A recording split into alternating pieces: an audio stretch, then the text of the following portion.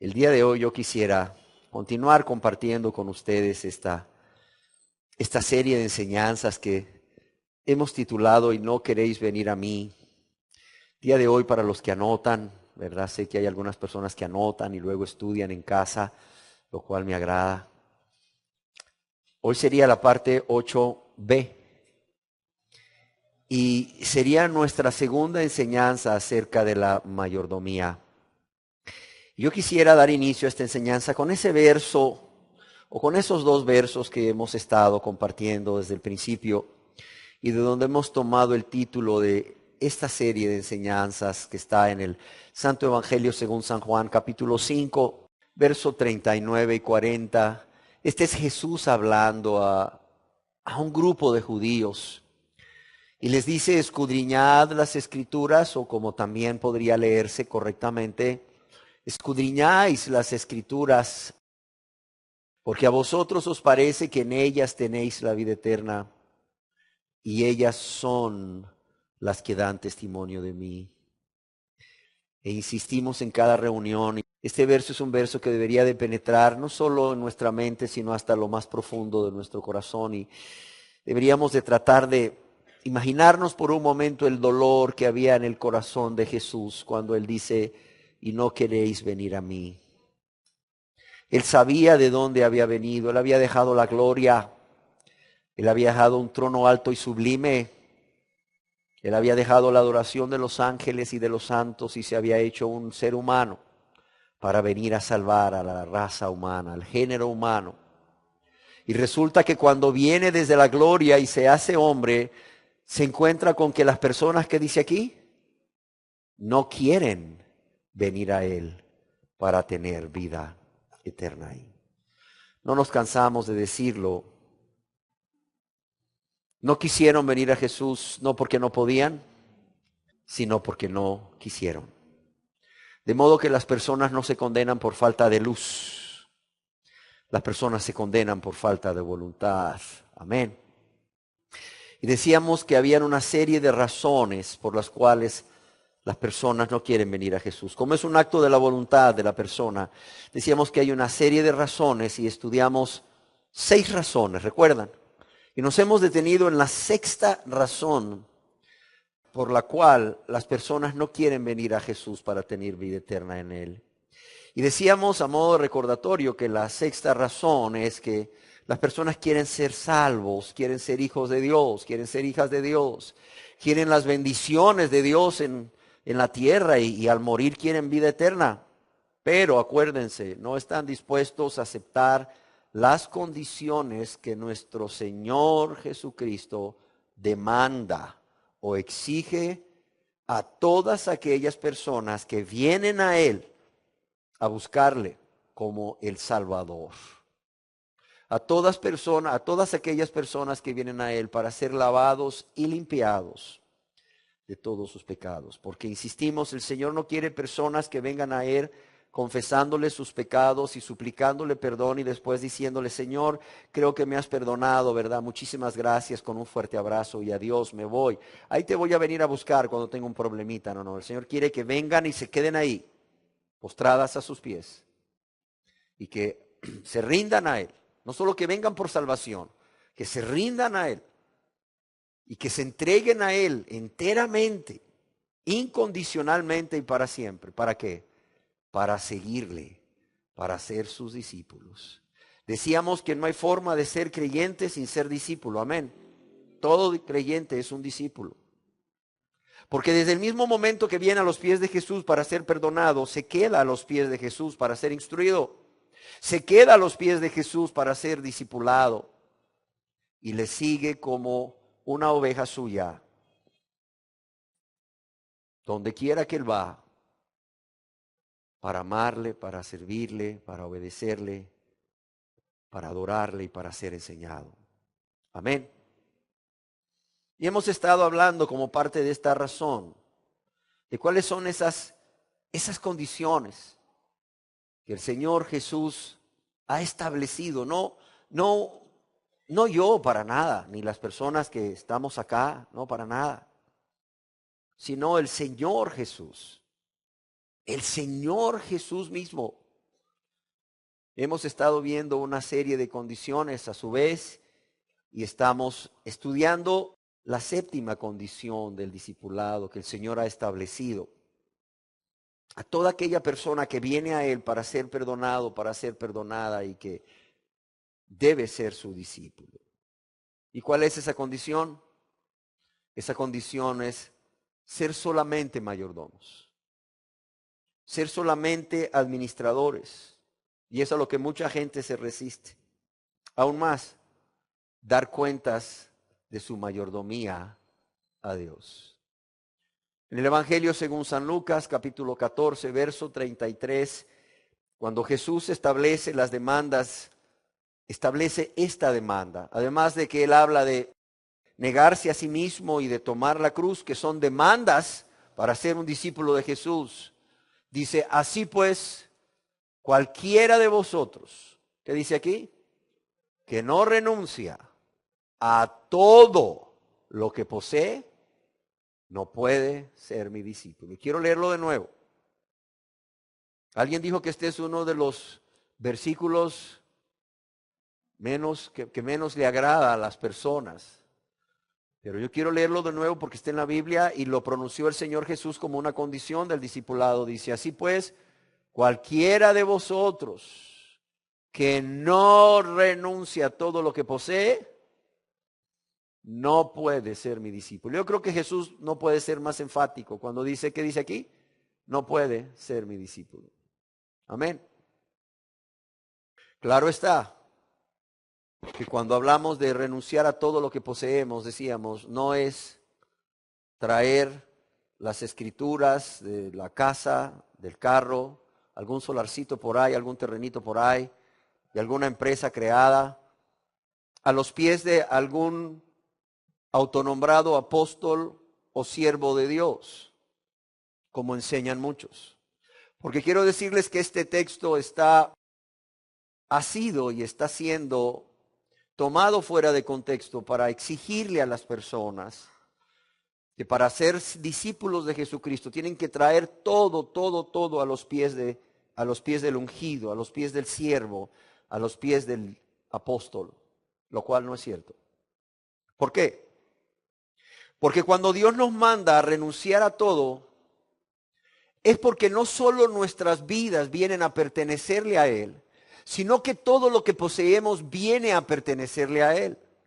Cuando Dios está hablando de renunciar a todo, está hablando a renunciar primeramente al derecho que nosotros creemos que tenemos de gobernar nuestras vidas. Pero después nos dice que tenemos que renunciar como parte de ello a nuestros bienes materiales. ¿Para qué? Para que al igual que nuestra vida es de Dios, nuestros bienes vengan a ser de Dios. Y nosotros quedamos meramente como unos mayordomos, buenos y fieles mayordomos, buenos y fieles administradores. Amén. Para que nadie los engañe, para que nadie los extorsione. Ahora bien, tristemente cuando las personas escuchan la palabra mayordomía o mayordomía bíblica, decíamos que en el ámbito religioso, cuando se habla de mayordomía, se trata el tema solamente se enfocan o se trata el tema de honrar a Dios con nuestros bienes. Lo cual, quiero decir, es parte de la mayordomía. Pero preguntábamos en nuestra reunión anterior, ¿es solamente honrar a Dios con nuestros bienes lo que implica ser mayordomos ante Dios? No. Y decíamos que como estaremos viendo en esta serie de estudios acerca de la mayordomía, para Dios, óigalo bien, para Dios, ser fieles mayordomos, ser buenos mayordomos o ser mayordomos, implica mucho más que honrarle con nuestros bienes. Y es por esta razón que las personas que vienen a Jesús para ser salvos, rehúsan, se resisten, no desean someterse a esta condición del discipulado cristiano. Porque ser mayordomos implica que en nuestra vida diaria o nuestro diario vivir Debemos ser administradores, buenos administradores y fieles administradores ¿de qué? De nuestras vidas primeramente, de nuestra relación personal con Dios, de nuestros pensamientos, de lo que hablamos, de lo que sentimos, de nuestro tiempo por decirles algo, de lo que hacemos. De lo que hacemos como esposos, de lo que hacemos como esposas, de lo que hacemos como padres y madres, de lo que hacemos como hijos. Tenemos que dar cuentas a Dios de cómo hemos estado administrando nuestro cuerpo y nuestros dones y talentos. También nuestros bienes materiales, claro está. Pero también es un todo. Es un todo. No solamente está Dios puntualizando bienes materiales. Es un todo. Y no solo es un todo, sino que, como decíamos, la mayordomía es un estilo de vida.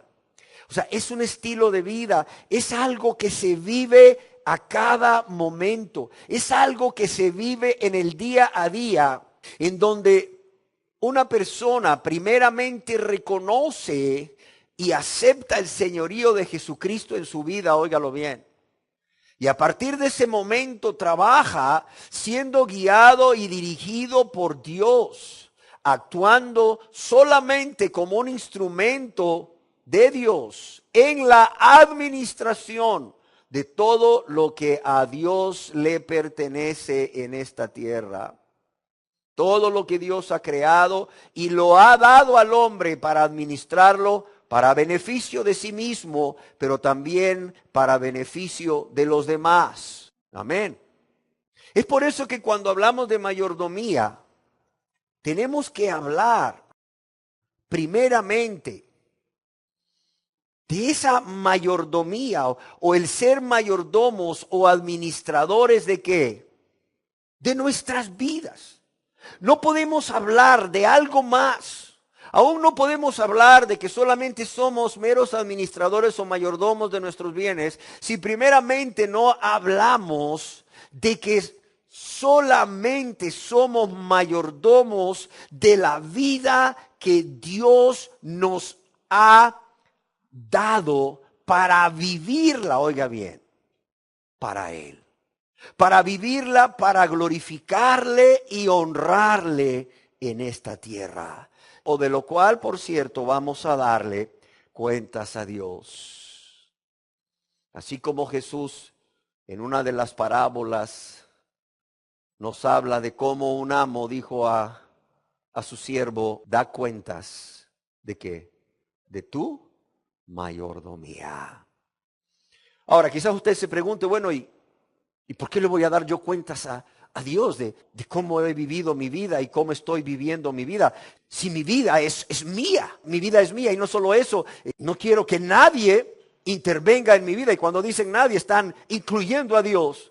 ¿Por qué? Porque yo tengo derecho a hacer con mi vida lo que yo quiera.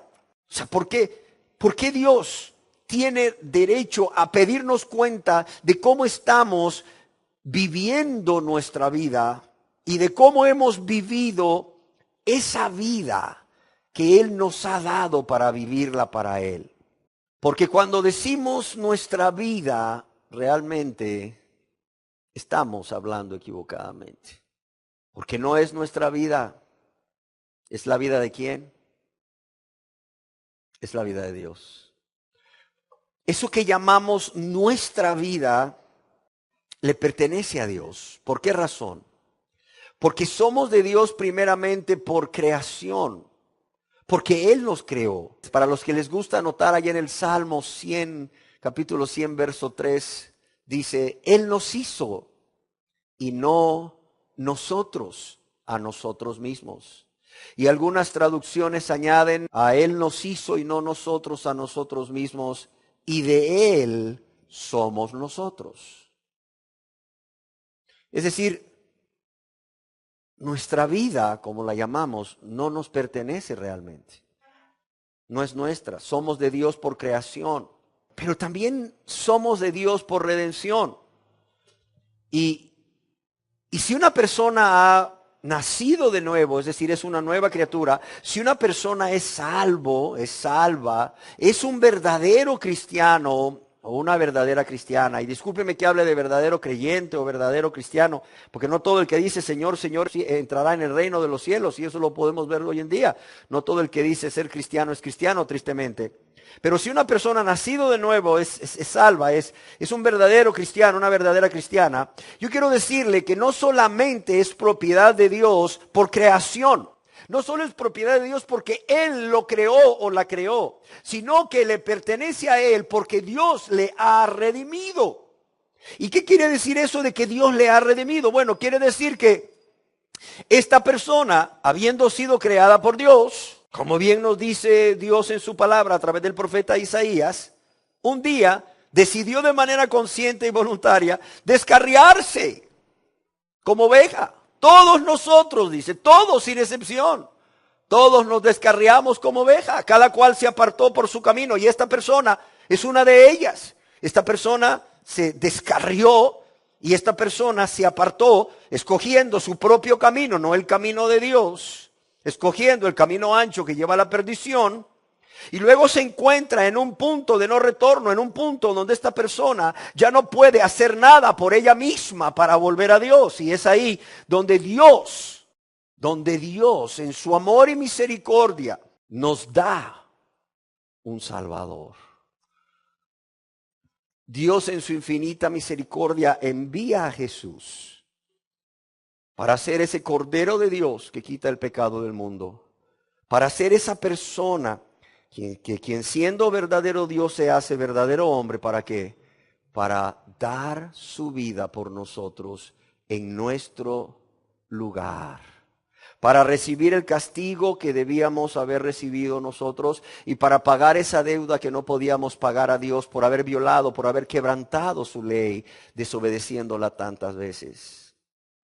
Y es así como Dios nos redime, es así como Dios nos rescata. Es así como Dios nos toma para sí, pagando el precio más alto que alguien pueda pagar por la liberación de un esclavo. Y sí digo esclavo, porque si somos honestos tenemos que reconocer que éramos esclavos ¿de quién? De Satanás, del pecado y del mundo. Sí.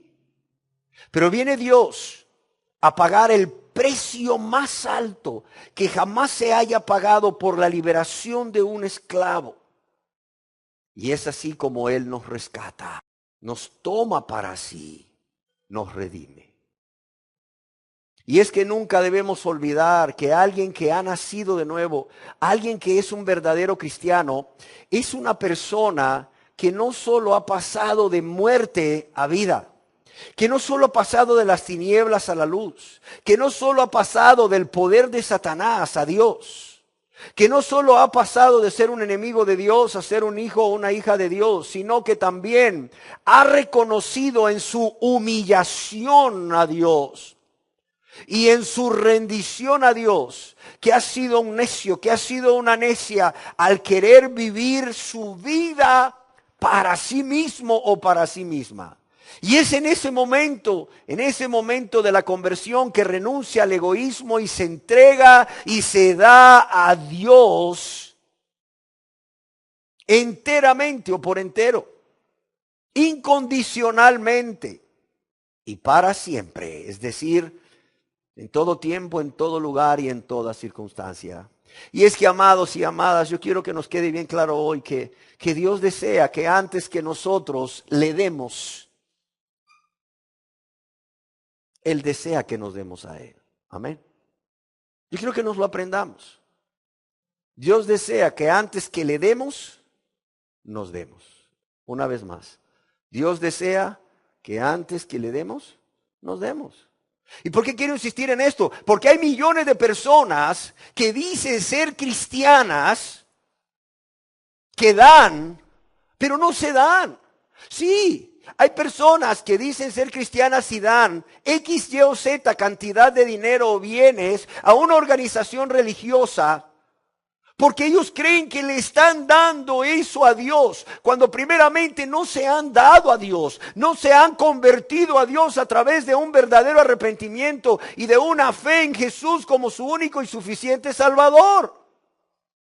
Son personas que siguen creyendo que tienen el derecho de gobernar sus vidas y de hacer con sus vidas, entre comillas, sus vidas, lo que ellos quieran. Y hacer la voluntad de Dios, claro está, cuando le conviene. No, amados y amadas. Dios desea que antes que le demos, nos demos a Él. Y no solo nos demos a Él. Seamos buenos administradores, seamos fieles mayordomos de esa vida que le hemos rendido a Él. Esa vida que le hemos rendido a Él primeramente y que luego Él nos permite vivir cada día para su gloria y para su honra y para el bien de esta humanidad. Amén. Yo quiero decirles que esta verdad a la cual me estoy refiriendo la encontramos en la vida de los cristianos allá en la provincia de Macedonia por el año 55 o 56 después de Cristo, de quienes el apóstol Pablo escribe allá en su segunda epístola a los Corintios, capítulo 8, verso 5, lo siguiente. Dice, y no como lo esperábamos. Fíjese bien, está hablando de unos cristianos. El contexto es ofrendar a Dios. El contexto es ofrendar a Dios. Sin embargo, yo quiero centrarme en una verdad. Dice, y no como lo esperábamos, sino que, dice aquí, a sí mismos. ¿Qué dice aquí? ¿Se dieron qué? ¿A quién? Y luego a nosotros por la voluntad de Dios. O sea, ¿qué hicieron estos cristianos de Macedonia cuando el apóstol Pablo les pide una ofrenda para los santos de Jerusalén? ¿Qué hicieron? Siendo pobres, dieron con gusto, dieron con gozo, dieron más abundantemente de lo que tenían, pero sobre todo, veamos de nuevo lo que dice el apóstol Pablo, y es lo que me interesa, que a sí mismos se dieron primeramente ¿a quién? Al Señor. A sí mismos, dice, se dieron primeramente al Señor. Una traducción de la Biblia, o en una traducción de la Biblia encontramos este verso de la siguiente manera. Porque su primer paso fue entregarse ellos mismos al Señor. Su primer paso fue entregarse ellos mismos al Señor tal como Dios lo quería. Y es que esa es la voluntad de Dios. Que nuestro primer paso sea ¿cuál? Entregarnos a nosotros mismos de manera consciente y como un acto de la voluntad por amor y gratitud a Dios. Yo quiero decirles que aquí la palabra primeramente que se utiliza cuando dice que su primer paso o que primeramente se entregaron ellos mismos a Dios, la palabra para primeramente en el griego, más que usarla para establecer un periodo de tiempo, aquí se usa como una prioridad. Entonces, ¿qué nos está diciendo el apóstol Pablo? Que los cristianos de Macedonia entendieron que su prioridad era darse primeramente. Era entregarse primeramente a Dios. Pero no solo entendieron, como hoy quizás muchos están entendiendo, que su prioridad en esta vida era darse o entregarse primeramente a Dios, sino que estos cristianos lo hicieron, lo entendieron, pero también lo hicieron. No sé si me explico.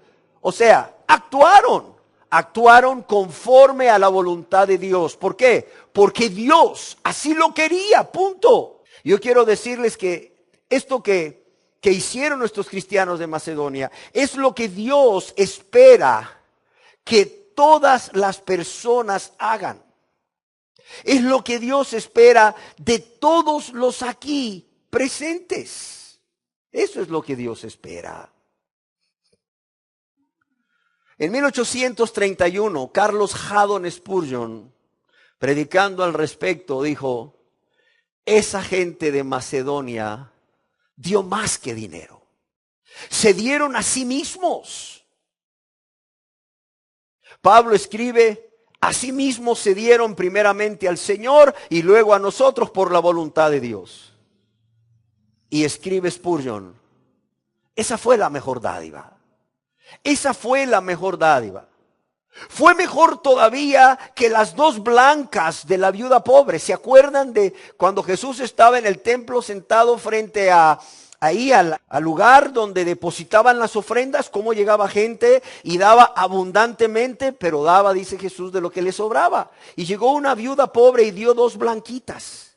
Era la moneda de más baja denominación en esa tierra, en esa época. Y esta mujer, dice Jesús, que lo dio todo porque dio todo lo que tenía para sobrevivir. Pero cuando hablamos de estos cristianos de Macedonia, dice Carlos Spurgeon con toda razón que su dádiva, lo que ellos dieron a Dios, fue mejor todavía que las dos blancas de esta viuda pobre. ¿Por qué? Porque ella dio todo su sustento. Pero ellos dieron su vida. Amén. Ella dio todo lo que tenía para su sustento. Pero estos hombres y mujeres de Macedonia dieron su vida a Dios. Dieron su propio ser a Dios. Además, dice Spurgeon, dieron la mejor dádiva a Dios de la mejor manera. Ellos no se detuvieron cuando se dieron a sí mismos al Señor, sino que también se dieron al pueblo del Señor. Y esta es la voluntad de Dios, que quienes se entregan a Él, se entreguen a los que ya son suyos también, para amarles y servirles. Continúa escribiendo Spurgeon en este sermón, al hablarles sobre las iglesias de Macedonia, quisiera decirles que esas personas son un ejemplo para nosotros, dice Spurgeon. Esas personas, dice, son un ejemplo para nosotros. Y eso lo dijo en 1831 y lo digo hoy en el 2016. Esas personas de Macedonia siguen siendo un ejemplo para nosotros. Primero, dice, porque siguieron el orden correcto. Siguieron el orden correcto. ¿Qué quiere decir con eso? Hicieron primero lo primero. Hicieron primero lo primero. Dice, en cuanto a ellos, Pablo dice, no como lo esperábamos, sino que asimismo se dieron primeramente al Señor. Ustedes saben, escribe Spurgeon, que incluso las cosas buenas se arruinan si se invierte el orden correcto de hacerlas. Aún las cosas buenas se arruinan si se invierte el orden correcto de hacerlas. Si, como decimos comúnmente, empezamos la casa por el tejado. Cuando no se hace primero lo primero, cuando no se sigue el método de Dios en las cosas espirituales, siempre esto va a dar como resultado un grave daño.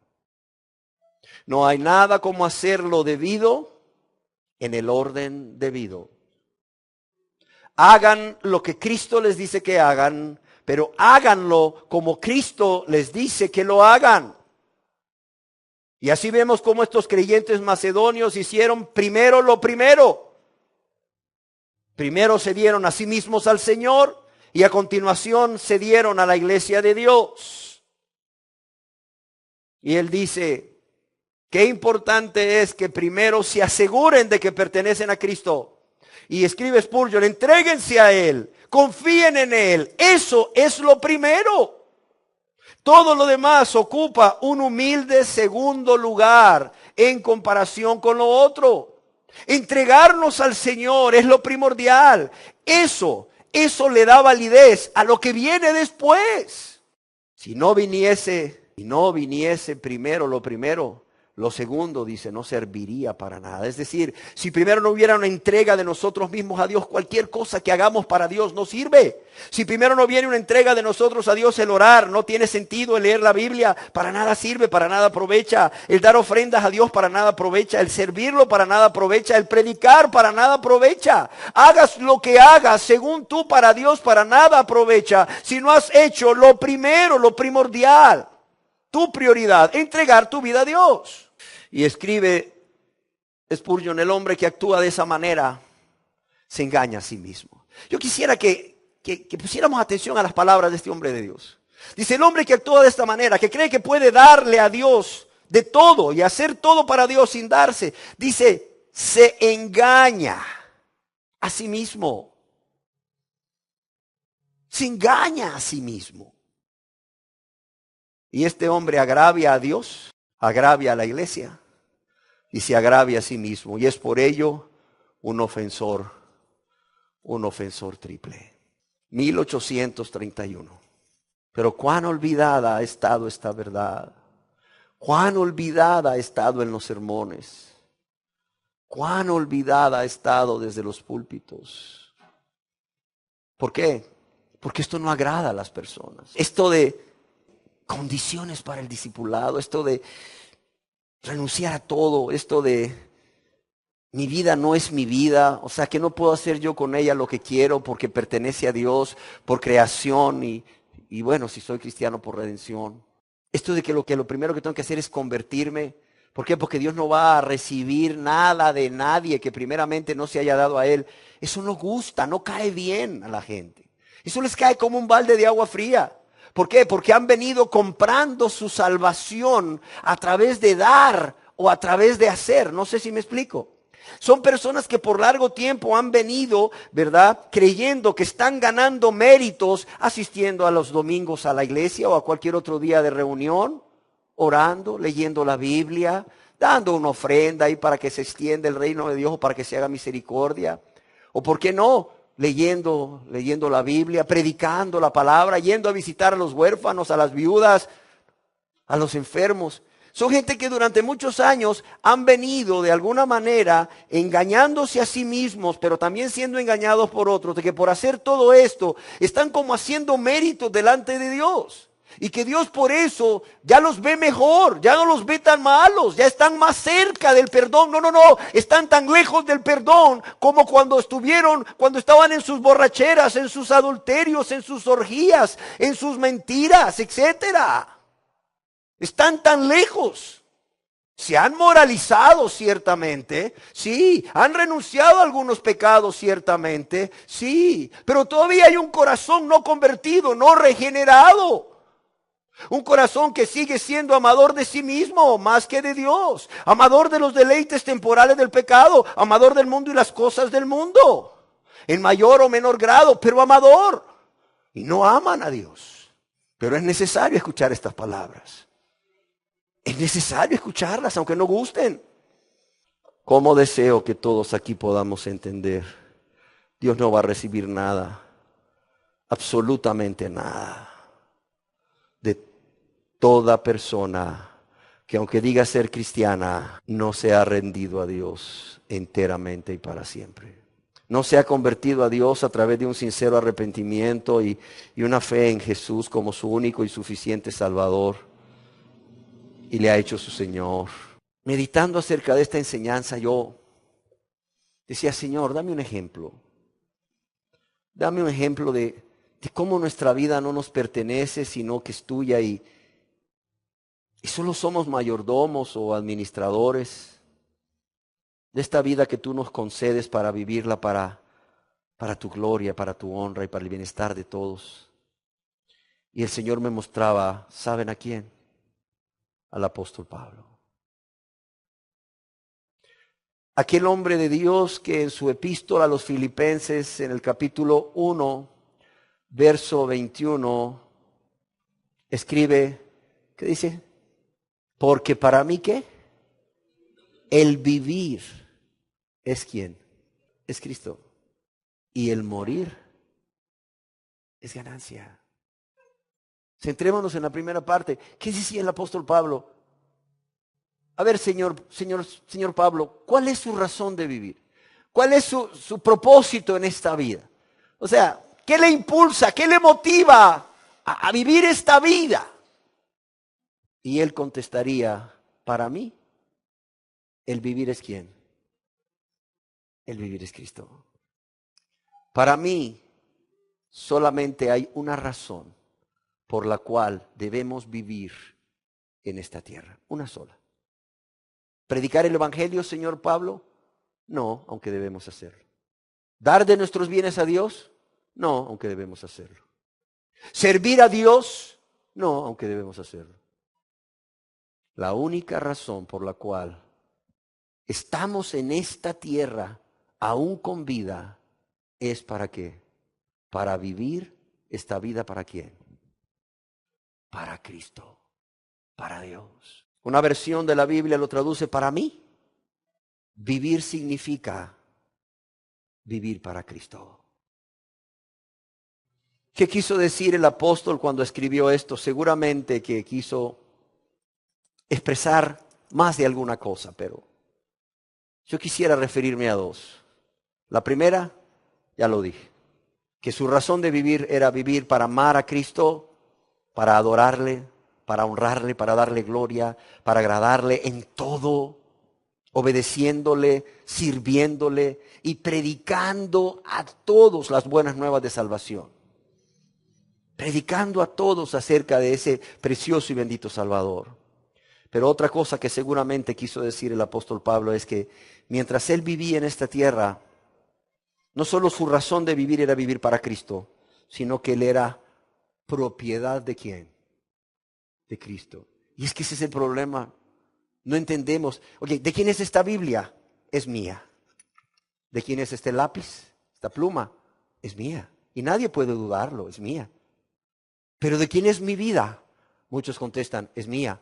No. ¿Sabes de quién es mi vida? Es propiedad de Cristo. Ese es el problema. ¿De quién somos? ¿De quién somos? ¿Qué queremos? Ser perdonados. ¿De quién somos? La mayoría de las personas que quieren ser perdonadas estarían muy a gusto si pudieran contestar: somos nuestros. Nuestra vida nos pertenece. Y que Dios pudiera aceptar esa respuesta como válida. Pero una vez más lo digo, nunca Dios va a aceptar esa respuesta como válida. De modo que todo aquel que quiera la salvación también debe de desear la rendición. El que desee la salvación debe también desear la rendición. Debe también desear la entrega total. El darse a Cristo. Es más, yo quiero decirte, no puede haber perdón sin rendición. No puede haber perdón sin rendición. Por eso es que el verdadero arrepentimiento viene antes que la fe. Si tú estudias en la Biblia, siempre el arrepentimiento va antes que la fe. ¿Por qué? Porque a través del arrepentimiento nos rendimos. A través de la fe creemos.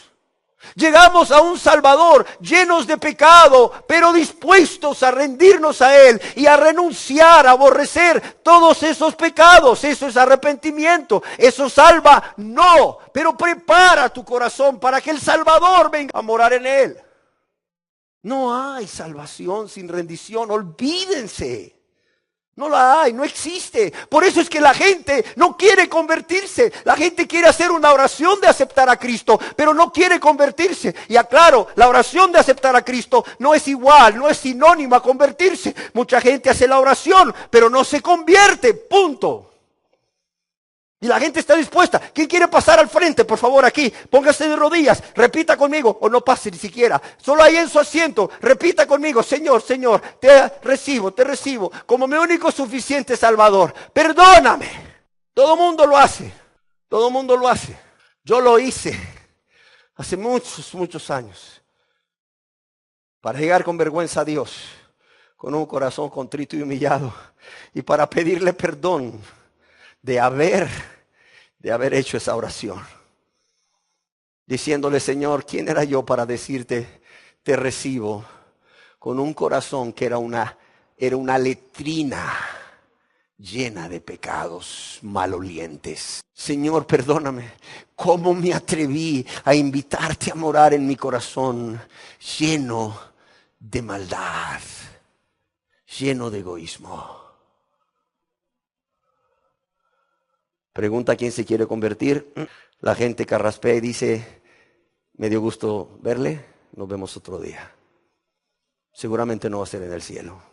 Amados y amadas, yo quiero decirle que el apóstol Pablo no solamente es un ejemplo para nosotros, de cómo debemos ser buenos y fieles mayordomos de la vida que Dios nos permite vivir, porque ese es el término correcto, no nuestra vida, la vida que Dios nos permite vivir, porque si Él en este momento no permite que yo siga viviendo, mi corazón se para y aquí mismo caigo muerto. Si Él no desea, por su soberana voluntad, que yo siga viviendo un segundo más, ahorita caigo muerto, cualquiera de los que están aquí en la audiencia. El apóstol Pablo no solamente es un ejemplo de cómo ser fieles y buenos mayordomos de esa vida que Dios nos permite vivir en esta tierra, sino que también el apóstol Pablo, como fiel y buen mayordomo, exhorta a todo creyente a ser también un fiel y buen mayordomo. En la epístola a los Romanos, capítulo 14, versos 7 al 8, él escribía a sus amados hermanos de la fe en Roma, porque ninguno de nosotros vive para sí, fíjate, ninguno de nosotros vive para sí y ninguno muere para sí. Ok, Pablo, si ninguno de nosotros vive para sí, ¿para quién vive? Es la pregunta inmediata. Y él contesta en el verso 8, pues si vivimos, ¿qué dice aquí? Para el Señor vivimos.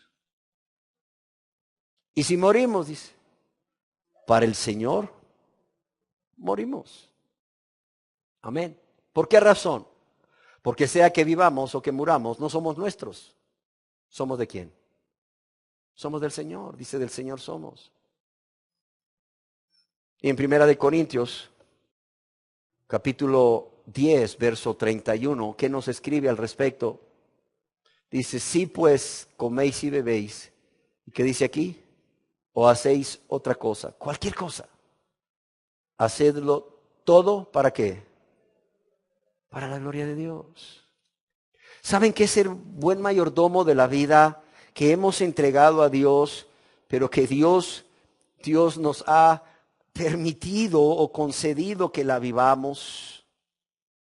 Significa primeramente vivir para Él. ¿Sí me entienden? Vivir para Él. Vivir para honrarle a Él, como otra versión de la Biblia traduce ese verso. Pero también no solo vivir para Él, sino que todo lo que hagamos lo haremos para la gloria de Dios. Amén. Un hombre de Dios conocido como Adam Clarke, que escribió allá en el 1700 en Inglaterra, dice, hay una máxima o norma, como le quieran llamar, hay una máxima que los cristianos no deberían perder de vista. Dice, hay una máxima o norma que los cristianos no deberían perder de vista. ¿Y cuál es esta? Que todo lo que coma o beba o cualquier otra cosa que haga, debe hacerlo de modo que glorifique a Dios. Esta es una norma suficiente para regular la conciencia y la conducta de toda persona en todas las cosas, sobre todo en aquellas en las cuales en la Biblia no encontramos mandamientos ni prohibiciones expresas. En otras palabras, para cada pensamiento, para cada deseo, para cada palabra, para cada cosa que hagamos o querramos hacer, debemos siempre preguntarnos, ¿glorifica a Dios? ¿Glorifica al Señor? ¿Trae honra a Dios? ¿Trae gloria a Dios? ¿O trae vituperio a su nombre? Bueno, quizás se pregunten por qué debemos ser buenos y fieles mayordomos de esta vida que Dios nos ha concedido o permitido vivir. Primero, porque es un requisito para ser discípulo. Amén. Y no lo establecí yo, lo estableció Jesús. Ya esto es suficiente o debería de ser suficiente. Segundo, porque como ya hemos visto, esta vida no nos pertenece. Y tercero, que creo que es lo más importante, porque Jesús se dio, porque Jesús entregó por nosotros, sin estar Él obligado y sin nosotros merecer. Y creo que si las dos razones anteriores deberían de ser suficientes en sí mismas para que nosotros deseemos y seamos buenos y fieles mayordomos. Yo creo que esta tercera debería de impactar nuestras vidas de manera tal que nos llevara a rendirnos a Dios, a entregarnos a Dios. Y es porque Jesús se dio. O sea, ¿quién es Jesús para ti? ¿Quién es Jesús para ti? Piénsalo, ¿quién es Jesús para ti? Y siendo lo que es para ti, Él se dio. Y no solo se dio, dice que se humilló a sí mismo. ¿Sí o no? Se humilló a sí mismo, muriendo la muerte del maldito en esa cruz del Calvario. Allá en la epístola del apóstol San Pablo a los Gálatas, capítulo 1, verso 4, leemos, dice, hablando de Jesús, dice, el cual, ¿qué dice aquí? Se dio a sí mismo. ¿Por quién? Por nuestros pecados. ¿Para qué? Para librarnos del presente siglo malo, conforme a la voluntad de nuestro Dios y Padre. Aquí hay mucho que podemos decir de este versículo, pero quiero centrarme en la primera parte. Dice, el cual, hablando de Jesús, se dio a sí mismo por nuestros pecados, para librarnos del presente siglo malo. En la primera epístola del apóstol San Pablo a Timoteo, capítulo 2, verso 6, también leemos al respecto. Dice, el cual, hablando de Jesús, se dio a sí mismo en rescate, ¿por quién? Por todos. Vuelve a hablar de Jesús y habla en los mismos términos, el cual se dio, no lo forzaron, no lo obligaron, no lo manipularon, no lo chantajearon. No hubo alguien que pagara una suficiente cantidad como para que Él se diera. No hubo alguien que hiciese tantas cosas buenas como para que, siendo un pecador perdido, Jesús se diera por él. No, no, no, no, no. Él se dio. No había nada en nosotros. No había nada en nosotros para que fuésemos dignos y merecedores de ese perdón. Pero Jesús se dio. No había nada en nosotros para que Él dejara el cielo y la gloria y muriera por nosotros. Él se dio de manera consciente, de manera voluntaria, se dio a sí mismo en rescate por todos. Ahora, hay algo interesante. A mí me impactó mucho. Cuando nosotros estudiamos el idioma griego en que se escribió el Nuevo Testamento, yo quiero decirles que esa palabra, darse, que encontramos en 2 de Corintios 8:5, cuando el apóstol Pablo escribe de aquellos cristianos de Macedonia que primeramente se dieron a Dios, es la palabra didomi. Didomi. Darse. Y cuando estudiamos en el griego la palabra usada para expresar que Jesús se dio por nosotros, se dio muriendo en la cruz del Calvario para el perdón de todos nuestros pecados. ¿Cuál creen que es la palabra que se usa en el griego para darse? Es la misma. Es didomi. Es la misma que se usa para Jesús que para los creyentes de Macedonia. ¿Qué me lleva a pensar?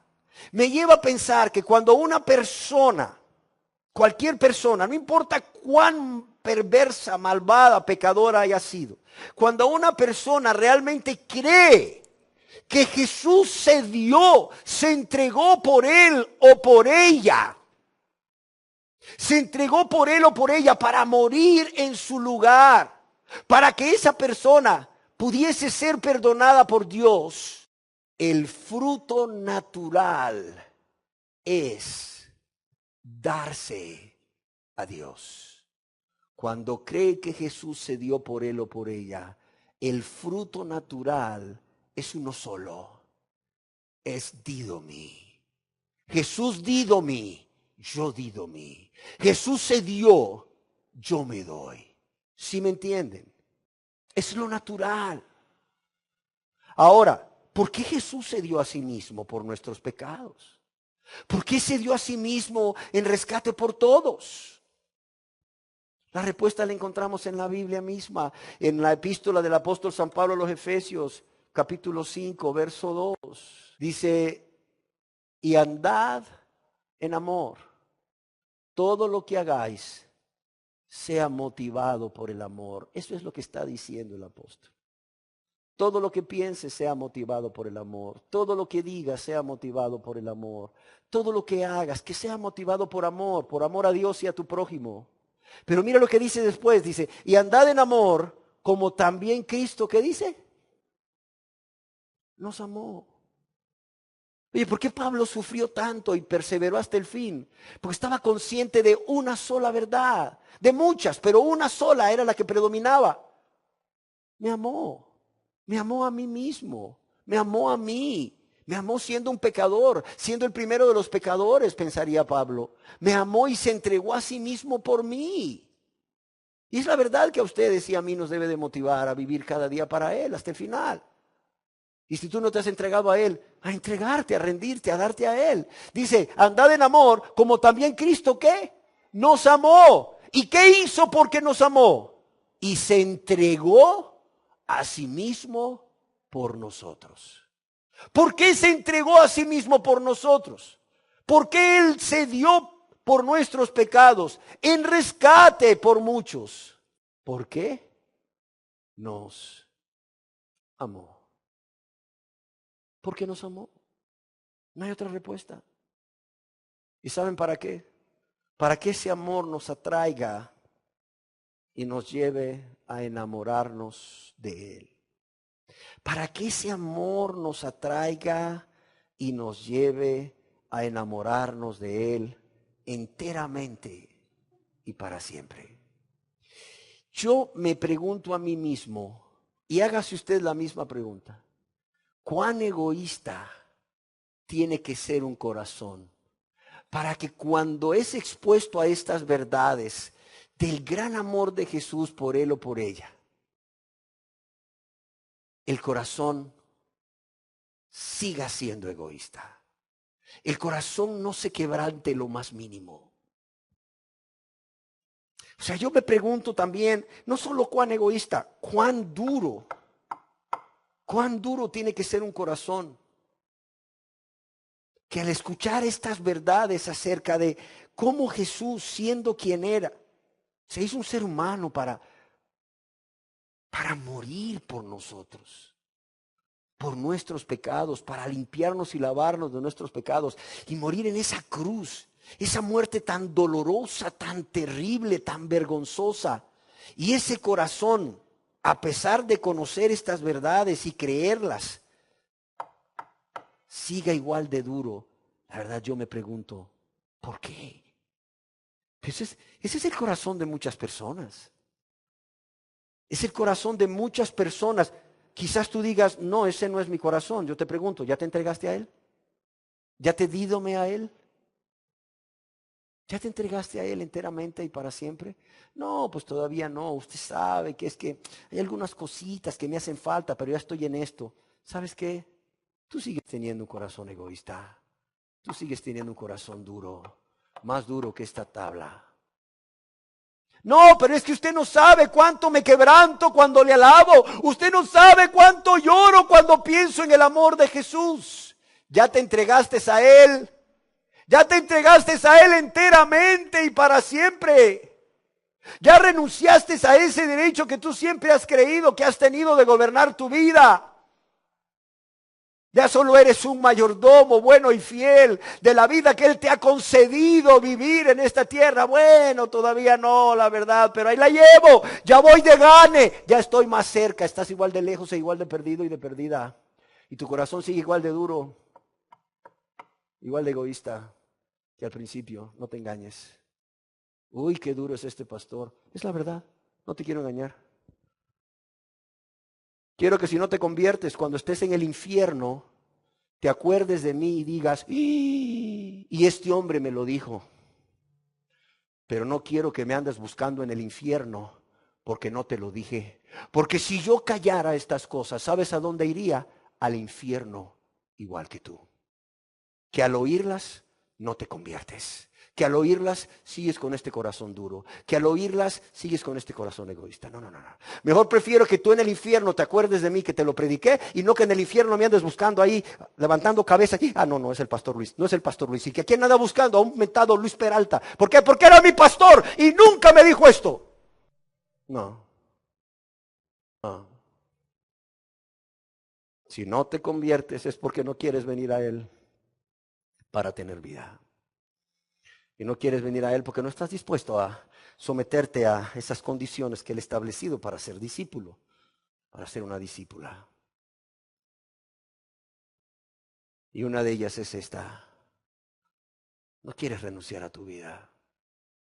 No quieres renunciar a ese derecho que crees que tienes sobre tu vida. No quieres. Por tanto, si persistes en esa actitud, si persistes haciendo eso, una cosa te digo, te vas a perder. En segundo lugar, y con esto termino, somos mayordomos y daremos cuentas a Dios, no solo por esa vida que Él nos ha permitido vivir, sino también de cómo vivimos cada día nuestra relación con Dios, sino de cómo vivimos cada día nuestra relación personal con Dios. Yo quiero decirles que Dios nos creó y Dios nos redimió ¿para qué? Para hacernos sus hijos. Y para que al hacernos sus hijos Él pudiese tener nuevamente una relación con cada uno de nosotros. Una relación con cada uno de los verdaderos cristianos. Y esta verdad de cómo Dios anhela esta relación con nosotros, esta verdad Dios mismo nos la muestra a través de la persona de Jesucristo, quien es verdadero Dios, cuando vivió en esta tierra como verdadero hombre. Y así vemos cómo al inicio de su ministerio, Jesús anhelaba estar con ese grupo de personas a quienes Él llamó sus discípulos. Allá en el Santo Evangelio según San Marcos, capítulo 3, verso 14 y 15, leemos, y estableció a 12. O bien podría leerse, y nombró a 12. ¿Para qué? Lea conmigo. ¿Para qué? Para que estuviesen con Él. Y para enviarlos a predicar. Y que tuviesen autoridad para sanar enfermedades y para echar fuera demonios.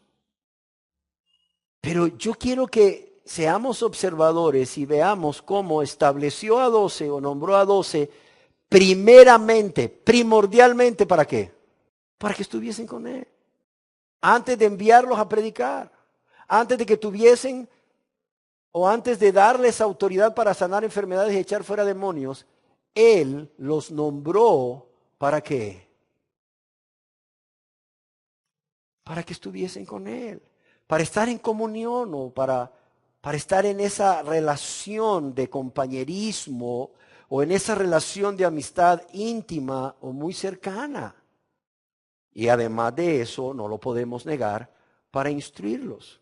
Pero primero lo que Jesús buscó fue esa comunión, ese compañerismo íntimo. Ahora bien, al final de su ministerio, fíjese bien, ya vimos al principio, ahora al final de su ministerio, nuevamente vemos a Jesús anhelando estar a solas con sus discípulos. Anhelando estar a solas con sus discípulos, lejos de la multitud, para así celebrar esa fiesta tan especial para los judíos como era la Pascua. ¿Por qué razón? Porque como los amó desde el principio, los amó hasta el fin, ¿sí o no? Y es así como en el Santo Evangelio según San Lucas, capítulo 22, verso 14 y 15, leemos lo siguiente. Oiga lo que dice Jesús. Bueno, lo que dice el hombre inspirado por Dios, el evangelista Lucas, el médico, dice, cuando era la hora, ¿qué hizo Jesús? Se sentó a la mesa y con él los apóstoles. ¿Y qué les dijo? Bueno, muchachos, voy a morir. ¿Ya están listos? ¿Ya están preparados? No. Dice que se sentó a la mesa. Yo quisiera que nos imagináramos ese momento tan sublime. Jesús y sus 12 apóstoles, sentado o recostado a la mesa más bien. ¿Y qué les dijo? Les dijo, cuánto he deseado comer con vosotros esta Pascua antes que padezca. Les dice, cuánto he deseado. Cuánto he deseado poder estar a solas con ustedes antes de que me den muerte y poder celebrar esta Pascua. Literalmente, esa frase de cuánto he deseado se traduce en griego con deseo he deseado. Con deseo he deseado. Y yo quiero decirles que esto comunica el sentido de un deseo muy fuerte, un anhelo ardiente, un anhelo apasionado que el Señor Jesús tenía por estar con sus discípulos a solas. Y como alguien escribió estas palabras, con deseo he deseado, o cuánto he deseado, deben invitar a los creyentes, a los cristianos de todas las edades y de todo lugar, ¿a qué? A anhelar la comunión íntima con Él y a venir a Él. ¿Por qué razón? Porque Jesús anhela apasionadamente esa comunión con nosotros. Yo quiero decirles que así como Dios anhela esta relación de compañerismo, de amistad muy cercana, muy íntima con todos los que son de Dios, debemos anhelarla nosotros también cada día para con Dios. Y un ejemplo de esto lo vemos en la vida del salmista cuando lo expresa en el Salmo 42, verso 1 y 2. Así como el siervo anhela, como el siervo brama por las corrientes de las aguas, ¿qué dice el salmista? Así clama por ti, oh Dios, el alma mía.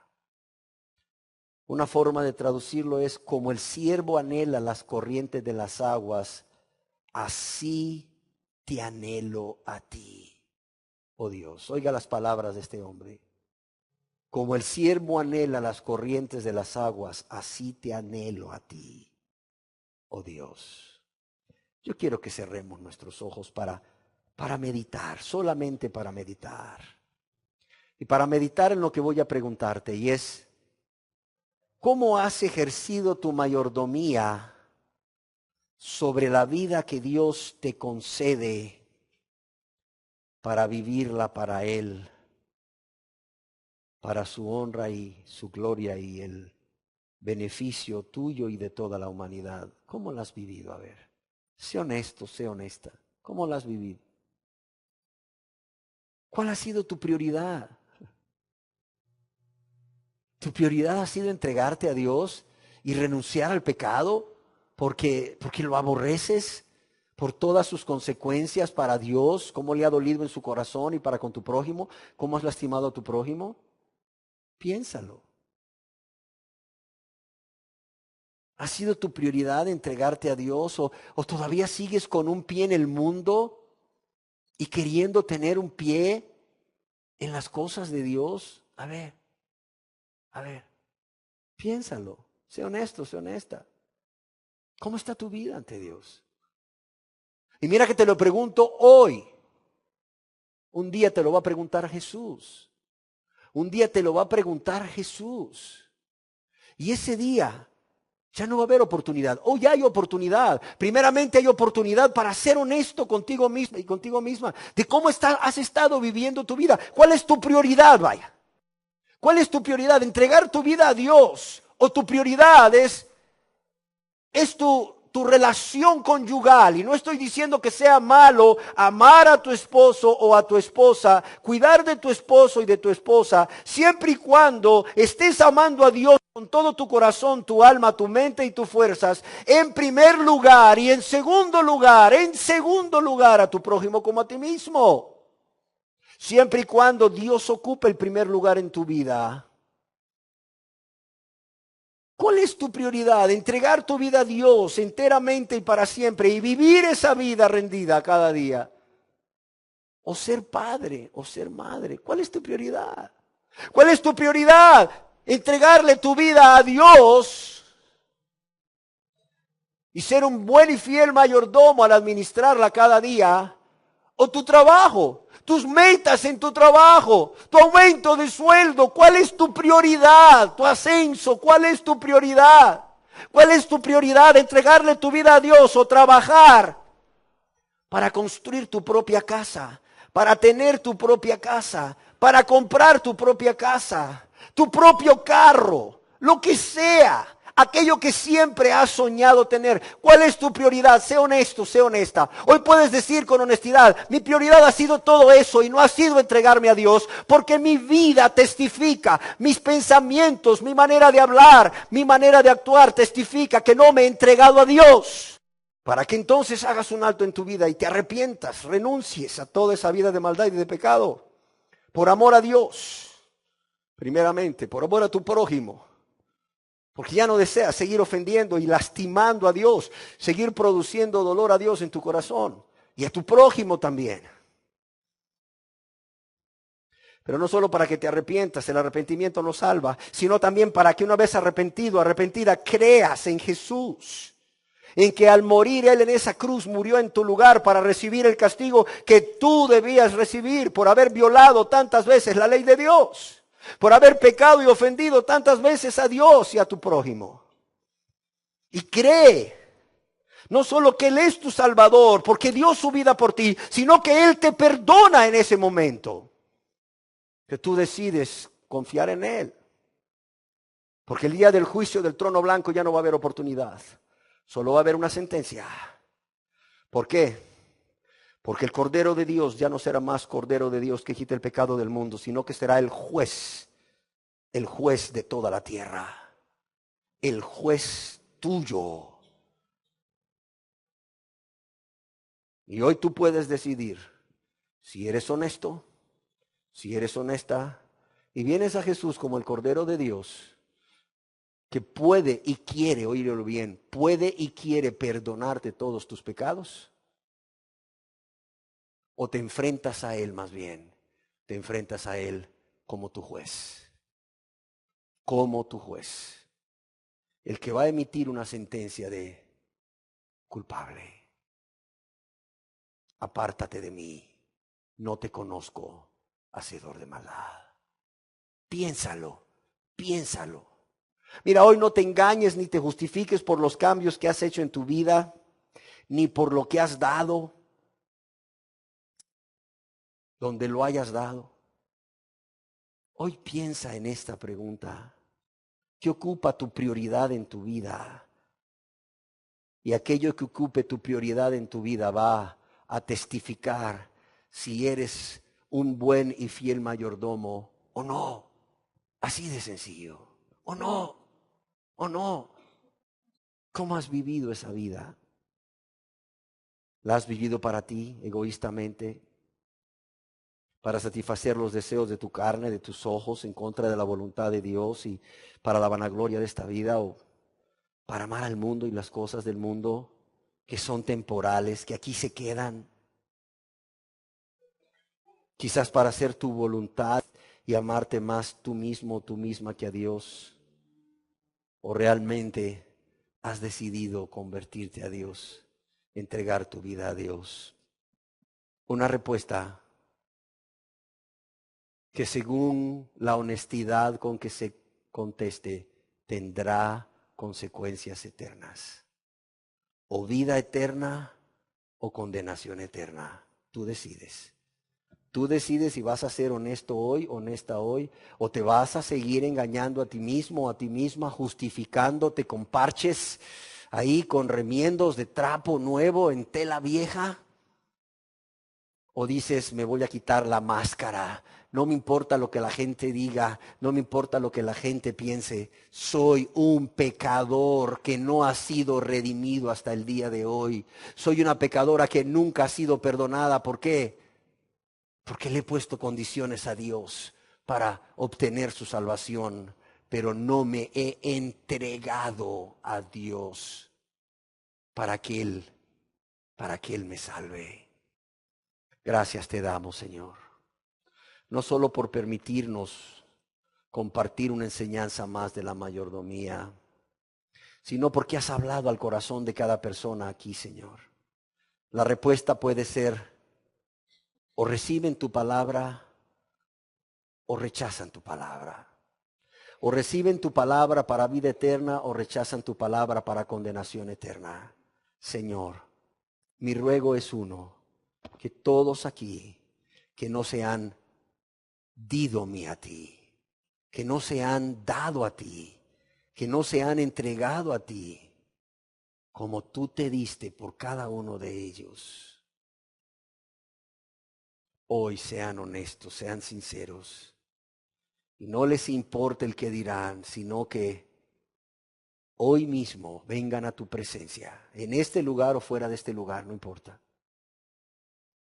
Tú ahí estarás, donde sea que estén, y se rindan a ti, confesándote sus pecados y apartándose de ellos con tu ayuda para alcanzar misericordia, para alcanzar perdón, para ser tus discípulos.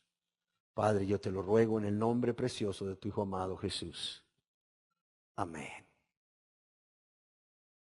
Así sea, Señor.